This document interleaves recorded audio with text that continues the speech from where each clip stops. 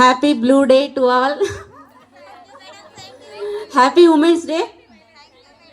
So అందరికీ అంతర్జాతీయ దినోత్సవ శుభాకాంక్షలు. యాక్చువల్గా వెల్కమ్ స్పీచ్ అన్నారు, ఆల్రెడీ అందరిని వెల్కమ్ చేసేసారు. అయితే ఈ ఉమెన్స్ డే సెలబ్రేషన్ ఎందుకు జరిగింది అని అంటే, ఇది ఒక కార్మిక ఉద్యమం నుంచి పుట్టింది న్యూయార్క్లో.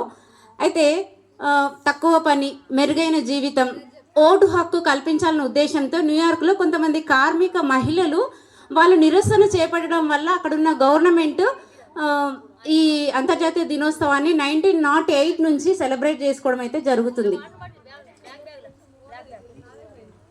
So what is women empowerment అంటే, what is women empowerment? Empowerment means సాధికారిత. ఏ విషయంలో సాధికారిత? అన్ని మీన్స్ సాధికారిత అంటే ఏ విషయంలో సాధికారిత? ఈక్వాలిటీ, ఈక్వాలిటీలో సాధికారిత. ఇంకా పేషెన్సీ, అది ఆడవాళ్ళకున్న సహజ లక్షణం కదా పేషెన్సీ. ఓకే, ఇంకా సో నా పాయింట్ ఆఫ్ వ్యూలో సాధికారిత మీన్స్ సెల్ఫ్ డిసిషన్ మేకింగ్. అంటే మనం ఏదైనా కానీ, అంటే మన వయసులో కానీ, తన వయసులో కానీ, లేదంటే వాళ్ళ చదువు విషయంలో కానీ, ఉద్యోగ విషయంలో కానీ, లేకుంటే ఫ్యామిలీ విషయంలో కానీ, వాళ్ళ పిల్లల విషయంలో కానీ, ఏ విషయంలోనైనా మనం సెల్ఫ్గా డిసిషన్ తీసుకునే అంత కెపాసిటీ రావడమే సాధికారిత. నిజంగా ఎంతమంది మనం హస్బెండ్ పర్మిషన్ లేకుండా, పేరెంట్స్ పర్మిషన్ కాకుండా ఓన్గా డిసిషన్ తీసుకుంటాం. ఒకవేళ అలా డిసిషన్ తీసుకుంటే మనకు ఉంటుంది కదా, తీసుకుంటారా నిజంగా కూడా సెల్ఫ్ డిసిషన్ ఎవరైనా? సో ఎప్పుడైతే మనము మన చదువు విషయంలో కానీ, పెళ్లి విషయంలో కానీ, లేదంటే ఉద్యోగ విషయంలో, పిల్లల చదువు విషయంలో, పిల్లల మ్యారేజ్ విషయంలో, ఏ పాయింట్ ఆఫ్ వ్యూ చూడండి, ఖచ్చితంగా సెల్ఫ్ డిసిషన్ మనది ఉంటుందంటే ఖచ్చితంగా మరొకరు ఒపీనియన్ తీసుకుంటాం. మనం కూడా వాళ్ళ ఒపీనియన్ తీసుకోకుండా చేయలేం కూడా సెల్ఫ్ డిసిషన్తో. సో అలాంటి సెల్ఫ్ డిసిషన్ వచ్చినప్పుడే మనం సాధికారిత సాధించినట్టు. సో ఇక్కడ మనకి కొన్ని పెద్దవాళ్ళు కొటేషన్స్ చెప్పారు. స్త్రీ లేకపోతే జన్మం లేదు, స్త్రీ లేకపోతే గమనం లేదు, స్త్రీ లేకపోతే సృష్టిలో జీవనమే లేదని చెప్పారు.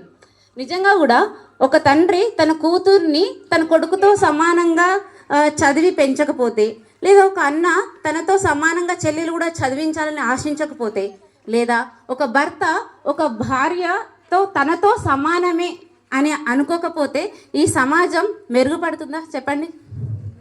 మెరుగుపడుతుందా? లేదు.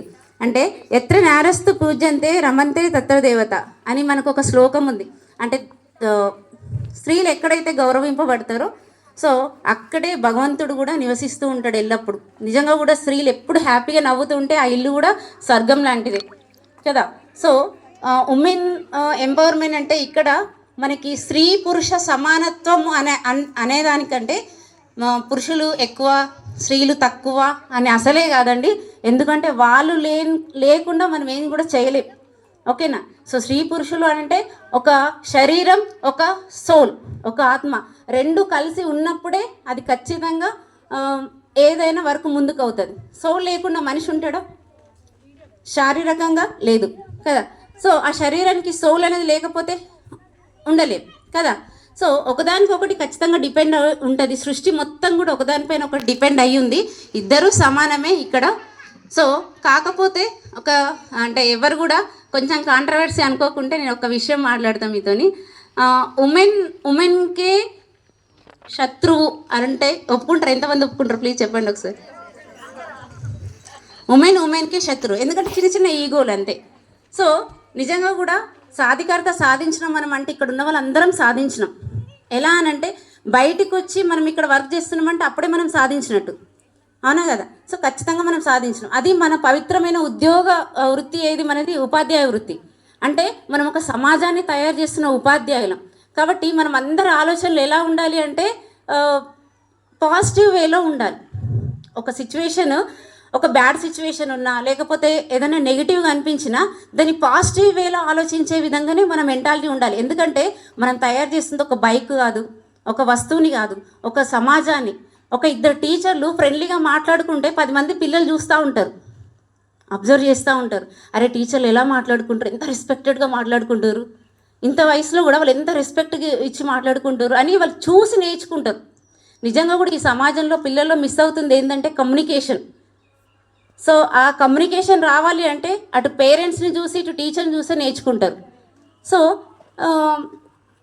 యాజ్ ఎ టీచర్గా మనం ఎంతవరకు మనం పర్ఫెక్ట్గా ఉండగలుగుతున్నాం ఒక్కసారి మనం సెల్ఫ్ చెక్ చేసుకోవాలి.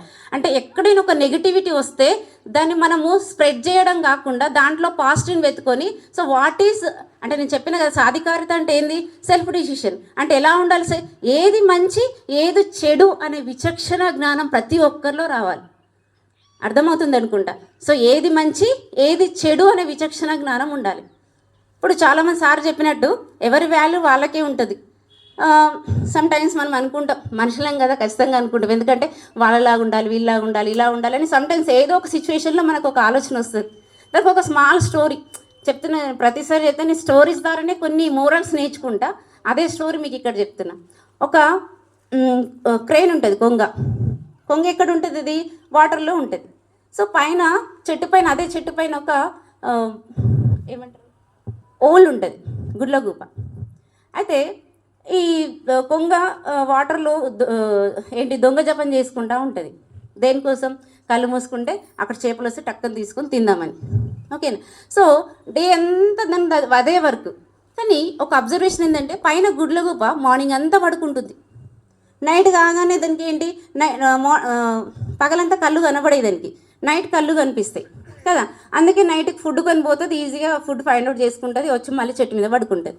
చూసి ఒకరోజు కొంగ అంటుంది ఏమని, సో గుడ్లగూప నువ్వు ఎంత అదృష్టవంతుడు, నేను ఫుడ్ సంపాదించుకోవడానికి నేను పొద్దంతా కష్టపడాల్సి వస్తుంది, మరి నువ్వేమో నైట్ అసలు నీకు ఏ ఇబ్బంది ఉండదు, వెళ్తావు మంచిగా ఫైండ్ అవుట్ చేసుకుంటావు, ఫుడ్ తినేసే హ్యాపీ, ఎంత రాజ బతుకుంది నీదని చెప్పేసి అని అంటది. అంటే ఓలు ఏం మాట్లాడదు. ఓకేనా.